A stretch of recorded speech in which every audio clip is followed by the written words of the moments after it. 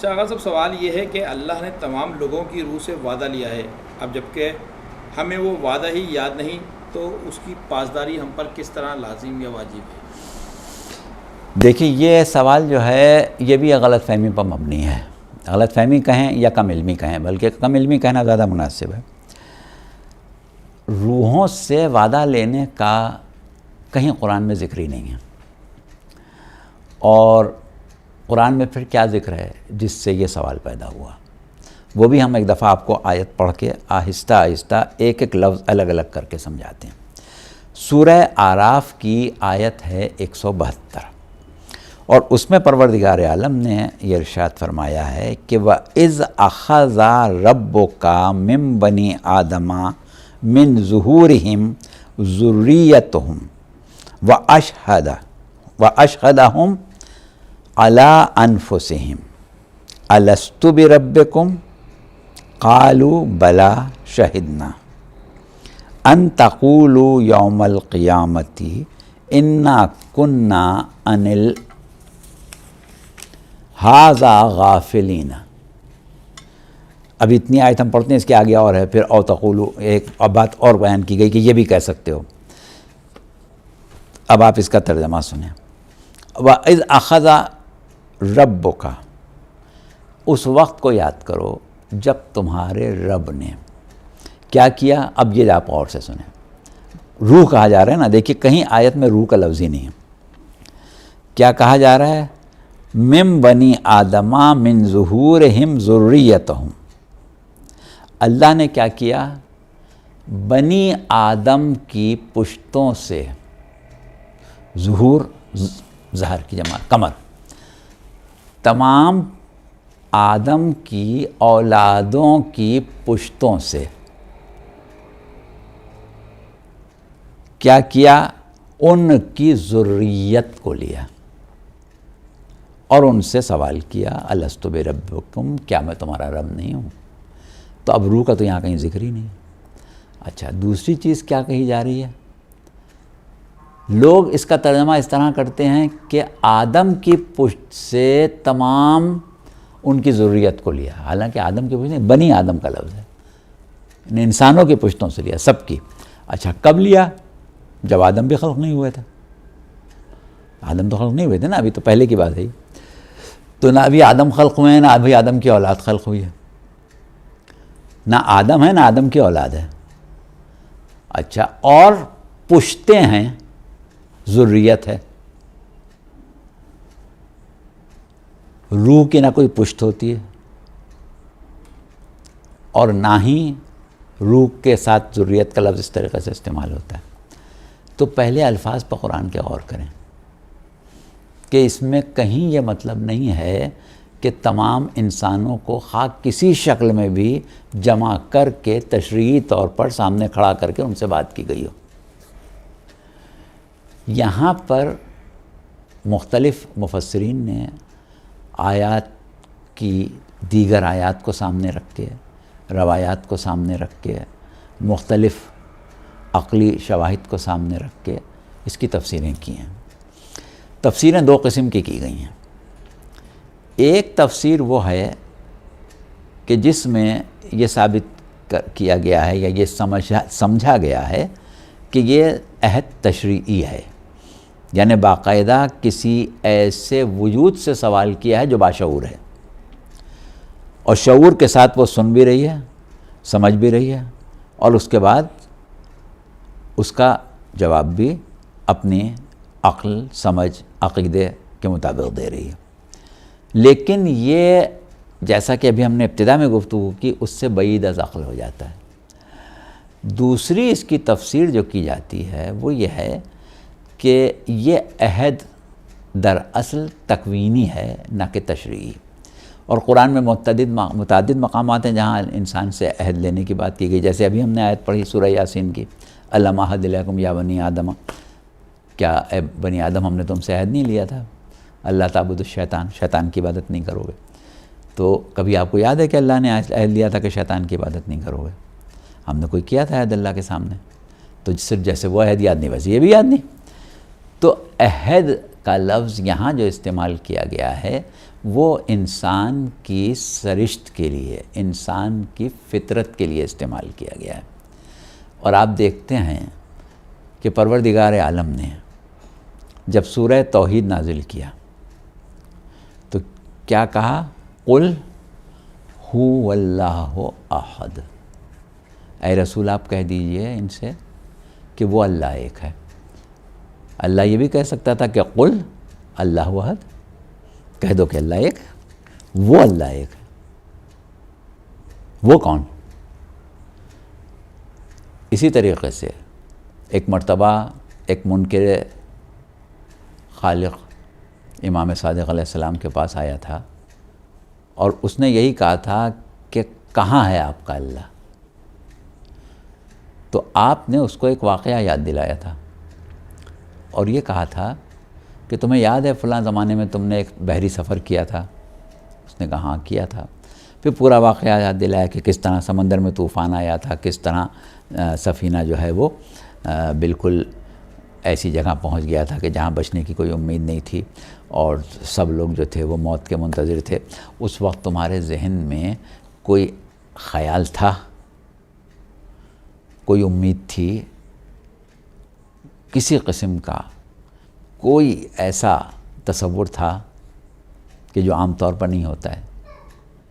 تو اس نے کہا ہاں، ایک تصور یہ تھا کہ کوئی ہستی، کوئی طاقت شاید ہمیں بچا لے۔ تو آپ نے کہا وہ جس طاقت کا تصور تمہارے ذہن میں تھا وہی ہے اللہ۔ تو بات کیا ہے کہ اللہ نے انسان کی جو تخلیق کی ہے وہ کیا کہہ کے کی ہے کہ فَأَقِمْ وَجْهَكَ لِلدِّينِ حَنِيفًا فِطْرَةَ اللَّهِ الَّتِي فَطَرَ النَّاسَ عَلَيْهَا۔ اے رسول آپ اپنی تمام توجہ اس سیدھے دین کی طرف رکھیں، یہ وہ فطرت ہے جس پر ہم نے انسان کو خلق کیا۔ یا اسی طریقے سے ہم نے ابھی سورہ والشمس کی آیت پڑھی تھی فَأَلْهَمَهَا فُجُورَهَا وَتَقْوَاهَا، کہ ہم نے اس کو ہر اچھائی اور برائی کا الہام کر دیا۔ تو یہ الہام، یہ ہماری فطرت میں اللہ کا وجود، یہ تمام چیزیں وہ ہیں کہ جو ہماری سرشت میں ہیں یا ہماری تخلیق میں ہیں۔ تو اس طرح یہ کہنا کہ تم کو سے ہم نے تمام انسانوں سے یہ عہد لے لیا تھا، پوچھ لیا تھا کہ کیا میں تمہارا رب نہیں ہوں، الست بربکم، اور پھر تم لوگوں کو تمہارے نفسوں پر گواہ کیا تھا اور پھر تم نے یہ کہا تھا کہ ہاں بے شک تو ہمارا رب ہے۔ تو یہ کیا ہے؟ یہ فطرت انسان ہے کہ انسان اپنی فطرت میں اللہ کا تصور رکھتا ہے۔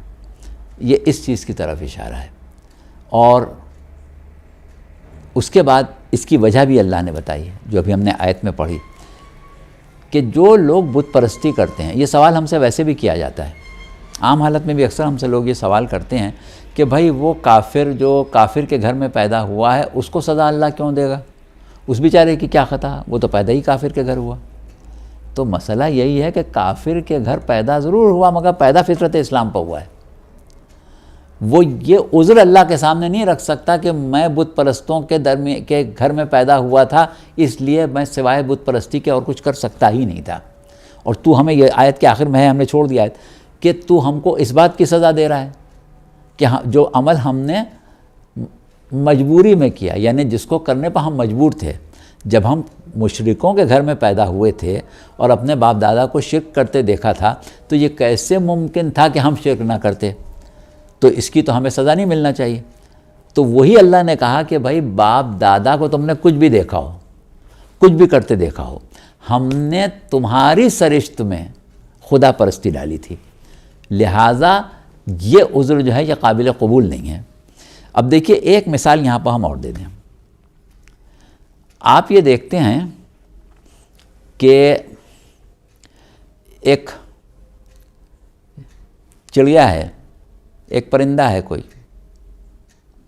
وہ اپنا گھر بناتا ہے، گھونسلہ بناتا ہے۔ ایک طوطا بھی اپنا گھر بناتا ہے، ایک مینا بھی اپنا گھر بناتی ہے، ایک فاختہ بھی اپنا گھر بناتی ہے، ایک بیا بھی اپنا گھر بناتا ہے۔ کبھی ایسا ہوتا ہے کہ سب کا گھر ایک جیسا ہو، ایک ہی درخت پر بیا بھی رہتا ہے، فاختہ بھی رہتی ہے، اور اسی درخت کے اوپر ایک مینا بھی رہتی ہے. سب نے اپنے اپنے گھونسلے بنائے. سب کے ایک جیسے ہوں گے؟ یا دیکھ کے آپ پہچان لیں گے کہ یہ بے کا گھر ہے، یہ فاختہ کا ہے، یہ کوے کا ہے؟ کیسے پہچان لیں گے؟ اس لیے کہ کوا ویسا ہی گھر بنائے گا جیسا اس کے ماں باپ بناتے تھے، جب کہ اس نے ماں باپ کو بناتے نہیں دیکھا. بھئی جب ماں باپ نے انڈے دیے تھے اس سے پہلے گھر بنایا تھا نا.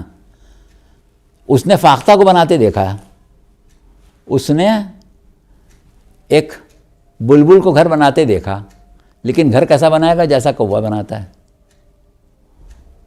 کیوں؟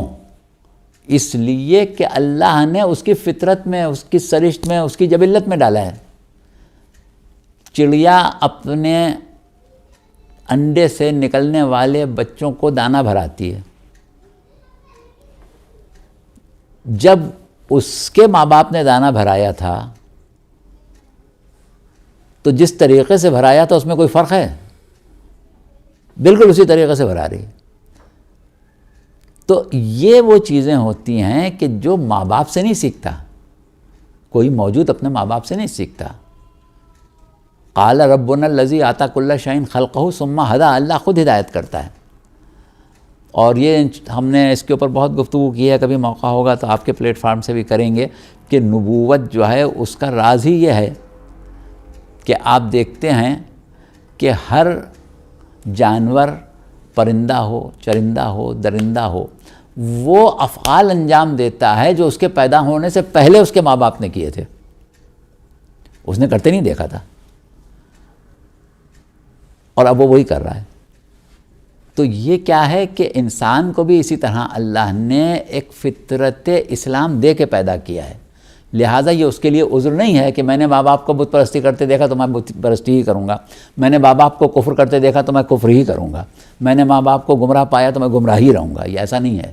اللہ نے ہر شخص کے اندر ہدایت کو حاصل کرنے کا، کسب ہدایت کا جذبہ دے کے پیدا کیا ہے. تو اس آیت میں دراصل ان لوگوں سے خطاب کیا جا رہا ہے جو یہ سمجھتے ہیں کہ ہم بت پرست کے گھر پیدا ہوئے تو ہمارا بت پرست ہونا ضروری ہے، ہم کافر کے گھر پیدا ہوئے تو ہمارا کافر ہونا ضروری ہے، اور اللہ کو کوئی حق نہیں پہنچتا کہ وہ ہمیں سزا دے کیونکہ ہم تو پیدا ہی کافر کے گھر ہوئے تھے. تو یہ مسئلہ نہیں ہے. یہ قرآن اس مسئلے کو واضح کر رہا ہے اس میں. اور عہد کر کے بھول گئے، یاد کیوں نہیں ہے؟ یہ والی سوال جو ہے اس میں پیدا نہیں ہوگا. تو بہرحال یہ بہت مختصر جواب ہم نے آپ کو اس کا دیا. یہ آیت بڑی اہم آیت ہے، اور اس میں پروردگار عالم نے ان تمام گمراہ لوگوں کو ایک پیغام دے دیا ہے کہ دیکھو قیامت میں یہ عذر نہیں چلے گا کہ ہم نے کیونکہ اپنے ماں باپ کو یہی کرتے دیکھا تھا اس لیے کیا. ہم نے تمہیں پیدا کس فطرت پر کیا ہے، ہم اس پر تم سے جواب مانگ رہے ہیں. تو یہ سوال کا جواب آپ کو مل گیا. اچھا آقا صاحب یہ بتائیے کہ سوال یہ آیا ہے کہ وہ کہتے ہیں کہ اللہ تعالیٰ رحیم اور کریم ہے، تو اب تو اللہ تعالیٰ نے اپنے کچھ بندوں کو خوبصورت اور کچھ کو معذور اور کچھ کو بدصورت پیدا کیا ہے، جبکہ وہ سب بندوں سے 70 ماؤں سے زیادہ پیار کرتا ہے. تو ایسی صورت حال میں کیا سمجھ میں آتا ہے؟ یہ اس کی وضاحت کیجیے گا. بات یہ ہے کہ سوال کرنے والا قرآن کی طرف متوجہ نہیں ہے، ورنہ پروردگار عالم نے بہت واضح طور پر کہہ دیا ہے کہ لقد خلقنا الانسان فی احسن تقویم، اور ہم نے انسان کو بہترین انداز پر خلق کیا. اس سے بہتر کوئی انداز ہو سکتا ہی نہیں تھا جتنے بہتر انداز پر اللہ نے انسان کو خلق کیا ہے. تو وہاں پر انسان کا لفظ استعمال ہوا ہے، یعنی ہر انسان، تخصیص نہیں ہے. پہلی چیز تو یہ ہے. اچھا، اب احسن تقویم کی تفسیر تو اس سوال کے جواب میں ہم نہیں بیان کریں گے، وہ کسی اور موقع پر بیان کریں گے. فی الحال آپ ایک بات سمجھ لیں کہ یہ جو ہم خوبصورت اور بدصورت کی بات کر رہے ہیں، یہ دراصل خوبصورتی اور بدصورتی حقیقتاً اپنا وجود نہیں رکھتی.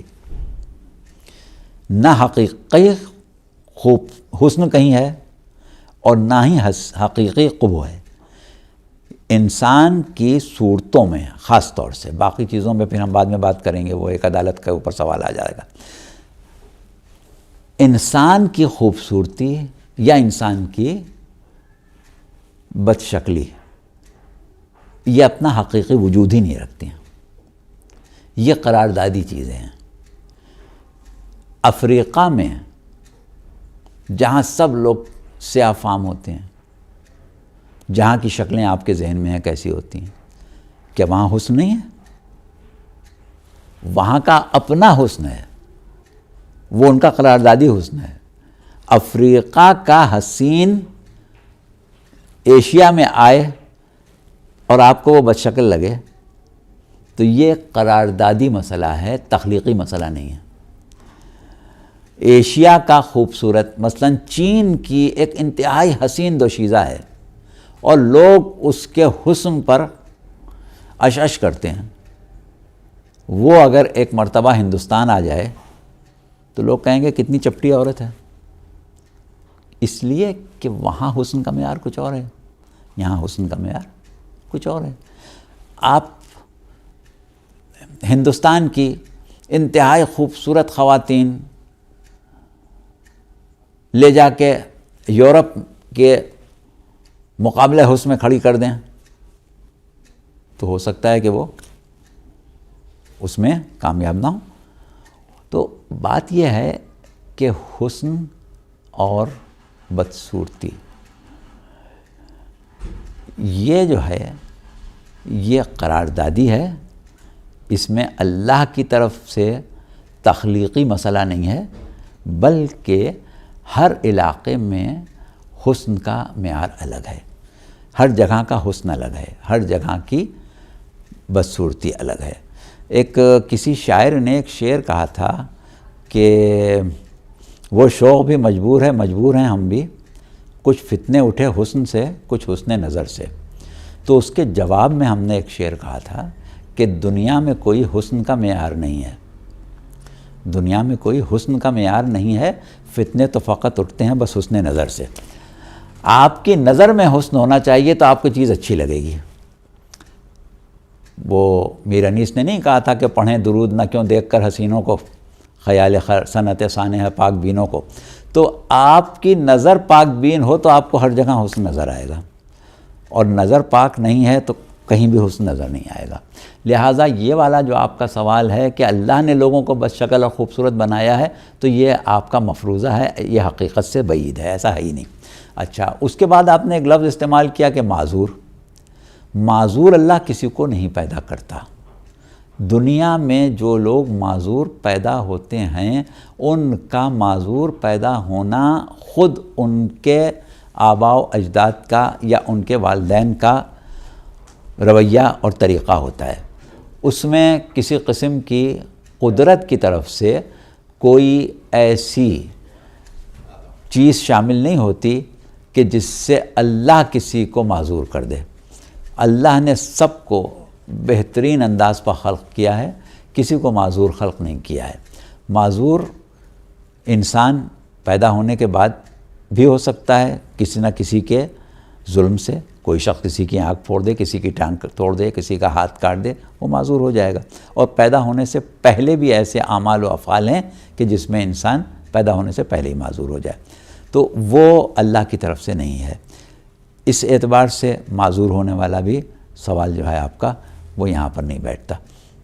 اچھا آقا صاحب، یہ بتائیں کہ پوری دنیا میں دیکھا جائے تو مختلف مذاہب، مختلف مسالک اور عقیدوں سے تعلق رکھنے والے لوگ پائے جاتے ہیں۔ تمام ہی لوگ نہ مسلمان ہیں، نہ مذہب فقہ جعفریہ سے تعلق رکھنے والے، لیکن غیر مذہب ہونے کے باوجود بھی وہ اچھے اور نیک کردار انسان ہیں۔ تو کیا، اور ان غیر مسلموں نے بہت سی ایسی ایجادات بھی کی ہیں جو انسانیت کی فلاح اور بہبود کے لیے کام آ رہی ہیں، ان کی بقا کے لیے کام آ رہی ہیں، تو کیا ایسی صورت میں صرف اس لیے وہ جہنم کے حقدار قرار دیے جائیں گے کہ وہ مسلمان نہیں تھے یا دین حق پر نہیں تھے؟ اچھا دیکھیے، ابھی جو گفتگو ہو رہی تھی ہماری اور آپ کی، اس میں اس سوال کا کافی حد تک جواب موجود تھا، اور وہ یہی تھا کہ پروردگار عالم نے ہر شخص کو فطرت اسلام پر پیدا کیا ہے، اور اس سلسلے میں پیغمبر اسلام کی ایک حدیث بھی ہے جس کا ہم اردو ترجمہ اپنے الفاظ میں بیان کے دیتے ہیں۔ وہ یہ ہے کہ ہر مولود، ہر پیدا ہونے والا دین اسلام پر پیدا ہوتا ہے، بعد میں اس کے والدین اس کو یہودی، نصرانی یا مجوسی بنا لیتے ہیں. یعنی ماں کے پیٹ سے کوئی یہودی، نصرانی، عیسائی، ہندو نہیں پیدا ہوتا ہے، سب دین فطرت پر ہی پیدا ہوتے ہیں. اور آپ یہ دیکھیں کہ جتنی بھی برائیاں انسان میں ہوتی ہیں، خواہ وہ عقیدے کی برائیاں ہوں، خواہ عمل کی برائیاں ہوں، خواہ اخلاق کی برائیاں ہوں، وہ گرد و نواح کے ماحول سے سیکھتا ہے، ماں کے پیٹ سے سیکھ کے نہیں آتا ہے. آپ ایک چھوٹا بچہ ہے، ابھی ناسمجھ ہے، ابھی وہ دنیا کے جو مکر و فریب ہیں ان سے واقف نہیں ہے، جھوٹ سے واقف نہیں ہے. آپ کے گھر میں آپ کا دوست آیا، کوئی صاحب ملنے آئے، آپ ان سے نہیں ملنا چاہتے. آپ نے بچے سے کہا بیٹا جاؤ کہہ دو کہ ابا گھر پر نہیں ہے. وہ بچہ گھبرا جائے گا کیونکہ وہ جھوٹ بولنے نہیں جانتا. جھوٹ ہم سکھا رہے ہیں اس کو. ہوتا کیا ہے، وہ بچہ جائے گا کہے گا کہ ابا کہہ رہے ہیں کہ ابا گھر پر نہیں ہے. ابا کہہ رہے ہیں جاؤ کہہ دو ابا گھر پر نہیں ہے. کیوں کہے گا وہ؟ اس لیے کہ وہ ماں کے پیٹ سے جھوٹ سیکھ کے نہیں پیدا ہوا ہے، جھوٹ ہم نے سکھایا. اسی طریقے سے ایک شخص نے کبھی قتل نہیں کیا زندگی میں، ایک مرتبہ آپ اس کے ہاتھ میں بندوق دے دیں، کہیں کہ قتل کر دو، تو وہ اس کے ہاتھ تھرانے لگیں، قتل نہیں کر پائے گا. تو جتنی بھی برائیاں ہیں وہ ہم تربیت کرتے ہیں اس کی. اللہ برائیوں کے ساتھ نہیں پیدا کرتا. اللہ سب کو فطرت سلیم پر، فطرت اسلام پر پیدا کرتا ہے. تو اس اعتبار سے جو کچھ اس نے سیکھا وہ اپنے گرد و نواح کے ماحول سے سیکھا. اور گرد و نواح کے ماحول سے سیکھنے میں وہ مجبور نہیں تھا. یہ اس آیت سے بھی ہمیں بات کی کہ وہ مجبور نہیں تھا. وہ صرف اس لیے ان باتوں کو سیکھ رہا تھا کہ اس نے کبھی یہ نہیں سوچا کہ اس سے بہتر صورت بھی ہو سکتی ہے. ہندو کے گھر پیدا ہوا تھا اس لیے ہندو بن گیا. اس نے کبھی یہ نہیں سوچا کہ دنیا میں اتنے ادیان ہیں کہ صرف ہندو مذہب ہی ہے، اس سے بہتر کوئی نہیں ہو سکتا. ہم تو یہ کہتے ہیں کہ ایک شخص دین حقہ پر ہے، مکتب تشیع میں پیدا ہوا ہے، مکتب اہل بیت میں پیدا ہوا ہے، اور اس نے کبھی نہیں سوچا کہ میں شیعہ کیوں ہوں، صرف اس لیے شیعہ ہو گیا کہ والدین شیعہ تھے.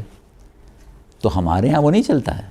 یعنی آپ اللہ کو وحدہ لا شریک مانیں اور یہ کہیں کہ میں اللہ کو اس لیے وحدہ لا شریک مانتا ہوں کہ میرے ماں باپ نے بتایا ہے، تو کیا دین اور شریعت اسلامیہ کے مطابق یہ توحید چلے گی؟ جب تک کہ اس کے پاس خود اللہ کی وحدانیت کی دلیل نہ ہو. وہ کہے کہ میں پیغمبر اسلام کو اس لیے رسول مانتا ہوں کہ میرے استاد نے بتایا تھا، میری دادی نے بتایا تھا، تو یہ نبوت کا عقیدہ چلے گا؟ اس کے پاس خود دلیل ہونا چاہیے کہ پیغمبر اسلام کی نبوت برحق ہے. تو اسلام وہ دین ہے کہ جو انسان خود اپنی عقل سے اخذ کرتا ہے. اور عقل اللہ نے سب کو دی ہے، مواقع اللہ نے سب کو دیے ہیں. ہر ایک یہ جانتا ہے کہ صرف میرا ہی مذہب دنیا میں نہیں ہے، میرے ماں باپ کا ہی مذہب دنیا میں نہیں ہے. پھر اپنے ماں باپ کی 50 غلطیاں تو وہ نکال کے دکھاتا ہے. میرے ماں باپ بوڑھے ہو گئے ہیں، سٹھیا گئے ہیں، انہوں نے یہ کیا، انہوں نے یہ غلط کیا، انہوں نے وہ غلط کیا، انہوں نے میری تربیت غلط کی، انہوں نے میرا پیشہ غلط منتخب کر دیا، انہوں نے میرا نام غلط رکھ دیا. یہ سب تو تم کہتے ہو، اور جو ان کا مذہب ہے اس میں تم مجبور ہو. کوئی مجبور نہیں ہے. ہر شخص کو اللہ نے اتنی عقل سلیم دی ہے کہ وہ حق اور ناحق کو پہچاننے کی صحیح کر سکتا ہے. اور یہ اس وقت وہ کرتا ہے جب وہ اللہ کی بندگی میں سنجیدہ ہو. وہ لوگ جو کفر میں کے گھروں میں پیدا ہوں، مشرکوں کے گھروں میں پیدا ہوں، اور مشرک اس لیے رہیں کہ ہم وہاں پیدا ہوئے ہیں، تو پہلی چیز تو یہ کہ عذر ہی نہیں ہے یہ. اور دوسرے یہ ایک بہت بڑا جرم ہے کہ تم نے اپنی وسیع نظری جو اللہ نے عطا کی تھی اس کو تنگ نظری میں تبدیل کر لیا. تو اس کی تو سب سے بڑی سزا ملنا چاہیے، بہت بڑی سزا ملنا چاہیے. تو بہت کم اللہ دیتا ہے. تو ایک آپ کے حصہ سوال کا یہ ہو گیا. اچھا، اب دوسری چیز جو آپ کہہ رہے ہیں کہ دنیا میں بڑے اچھے عمل کر رہا ہے، دنیا میں بڑی نیکیاں کر رہا ہے. تو اب سوال یہ ہے کہ نیکیاں جو وہ کر رہا ہے، تو نیکی کو نیکی سمجھ کے کر رہا ہے یا کچھ اور سمجھ کے کر رہا ہے؟ اگر نیکی کو نیکی سمجھ کے کر رہا ہے تو اس کا مطلب اس میں اتنا شعور ہے کہ وہ نیک و بد کی تمیز رکھتا ہے. جب وہ نیک و بد کی تمیز رکھتا ہے تو اس سے حق شناسی کی بھی تمیز ہونا چاہیے، اور یقیناً ہے، لیکن وہ سنجیدہ نہیں ہے. اچھا، یہ بات بھی جاننے دیجیے. اب آئیے کہ وہ اچھائی کر رہا ہے، نیک کام کر رہا ہے، اس نے فلاح انسانیت کے لیے بڑے اعلیٰ درجے کے آلات یا سواریاں یا مختلف چیزیں ایجاد کی ہیں، تو آیا اس نے یہ جو سب کچھ کیا ہے یہ اپنے پیدا کرنے والے کو خوش کرنے کے لیے کیا ہے یا اس کا مقصد کوئی اور ہے؟ اگر ہم ایک اعلان کریں اور کہیں کہ بھائی بہت سے ہمارے سامنے بچے ہیں یا طالب علم ہیں، اور ہم ان سے کہیں کہ بھائی جو شخص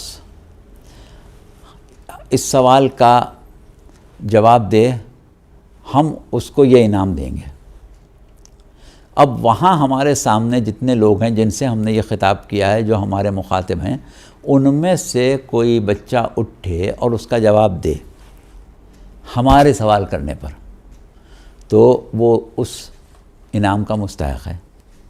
لیکن اگر کہیں اور سے کوئی شخص اس سوال کا جواب کہیں کسی کو دے تو کیا وہ اس بات کا مستحق ہے کہ ہم جا کے اس کو انعام دیں؟ ہمارے کہنے سے تو اس نے جواب نہیں دیا ہے نا،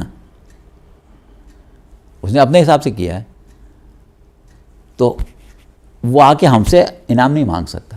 اسی طریقے سے ایک شخص نے اگر نیک کام کیے ہیں تو قربتاً اللہ اگر کیے ہیں تو اللہ پر واجب ہے کہ اس کا اجر دے، اور اگر قربتاً اللہ نہیں کیے ہیں، خالی اپنے نفس کی تسکین کے لیے کیے ہیں، خالی اپنی شہرت کے لیے کیے ہیں، خالی اپنے نام کے لیے کیے ہیں، تو ظاہر ہے وہ اس کو دنیا میں اللہ دے دے گا۔ کیا ضروری ہے کہ آخرت میں بھی اس کا اجر دے؟ کیونکہ اللہ کے کو خوش کرنے کے لیے تو نہیں کیا اس نے تو اپنے حساب سے کیا، تو اللہ پر واجب تو نہیں ہے۔ لیکن اللہ غفور و رحیم ہے، کریم ہے، فضل کرنے والا ہے، ہو سکتا ہے دے بھی دے۔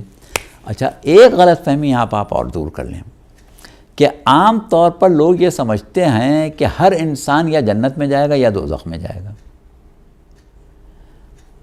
جبکہ صورتحال یہ ہے کہ جنت کے بھی طبقات ہیں، جہنم کے بھی طبقات ہیں، اور اس میں ادنا درجے بھی ہیں۔ ایسے مقامات بھی ہیں کہ جو نہ جنت کی نعمتوں میں شمار ہوتے ہیں نہ جہنم کے عذاب میں شمار ہوتے ہیں۔ تو بہت سے لوگ ایسے بھی ہیں کہ جو اپنے ایمان، اپنے تقرب، اپنی معرفت نہ رکھنے کی وجہ سے جنت کے مستحق نہیں ہو سکے، لیکن انہوں نے ایسے گناہ بھی نہیں کیا کہ جہنم میں ڈال دیے جائیں، تو وہ نہ جہنم میں جائیں گے نہ جنت میں جائیں گے، وہ ایسی جگہ رہیں گے نہ جہاں جہنم کا عذاب ہوگا نہ جنت کی نعمتیں ہوں گی۔ تو بہت سے غیر مسلم ایسے ہیں کہ جن تک ہدایت نہیں پہنچی اور ان کا دین حقہ کو قبول نہ کرنا اللہ کے نزدیک کوئی عذر رکھتا ہے، تو یا تو ان کو دوبارہ کسی امتحان میں مبتلا کر کے اس کا اجر دیا جائے گا، اور یا پھر ان کو کوئی اجر دیا ہی نہیں جائے گا، نہ سزا دی جائے گی نہ جزا دی جائے گی۔ تو لہٰذا اس بات میں پریشان ہونے کی ضرورت نہیں ہے کہ اس نے ہوائی جہاز ایجاد کر دیا اور اس نے کمپیوٹر ایجاد کر دیا اور اللہ اس کو جہنم میں ڈال دے گا، اس کا آپ غم نہ کریں۔ اگر اس نے ایسے کام کیے ہیں کہ جہنم میں جائے تو اللہ ڈالے گا، ایسے کام نہیں کیے ہیں تو جہنم میں نہیں ڈالے گا، اس کو اتنا ہی عذاب ملے گا جتنے عذاب کا وہ مستحق ہے۔ اور یہ بھی یاد رکھیں کہ روز حشر جب اللہ سب کو سزا اور جزا دے چکے گا تو کوئی بندہ ایسا نہیں ہوگا جو کھڑے ہو کے یہ کہہ سکے کہ اللہ نے میرے ساتھ زیادتی کی۔ ہر شخص یہی کہے گا کہ اللہ نے جو میرے لیے فیصلہ کیا ہے اس سے بہتر فیصلہ نہیں ہو سکتا تھا، اس نے میرے ساتھ فضل زیادہ کیا ہے، عدل کم کیا ہے۔ ہر شخص یہی کہے گا، لہٰذا اس میں کسی کو پریشان ہونے کی ضرورت نہیں۔